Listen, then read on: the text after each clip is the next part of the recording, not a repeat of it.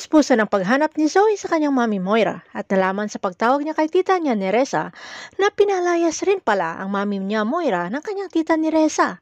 Kaya tinawagan ang paboritong hotel ng mami niya Moira kung nag-check-in ito roon. Pero gulat si Zoe nang nalamang naka-blacklist na rin doon ang kanyang mami Moira.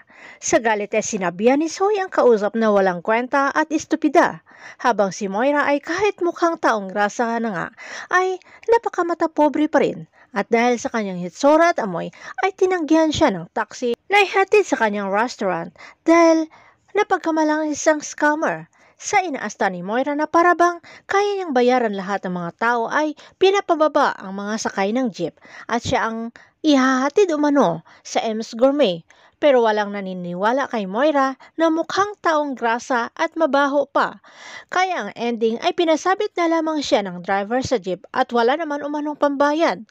Lulugo-lugo si Moira sa lansangan, walang pampalit na damit at walang pera, na kahit makikigamit ng telepono ay walang magpapahiram sa kanya, na naitaon rin na ang hinihiraman sana ay ang sekretary ni Giselle at kasalukuyang naka-video call sila ni Giselle. Agad na mukhaan ni Giselle itong si Moira, pero isinantabi at naitaon lang din siguro nakaboses at kamukha ang taong grasa na si Moira.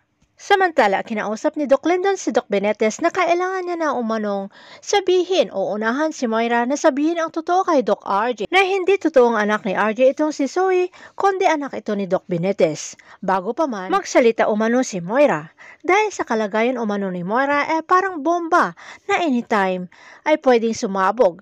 Pero sa pagharap ng dalawa, RJ at Doc Benitez ay hindi pa rin na inamin ni Doc Benitez ang totoo at ayaw niyang mawala ang babaeng pinakamamahal, si Lynette.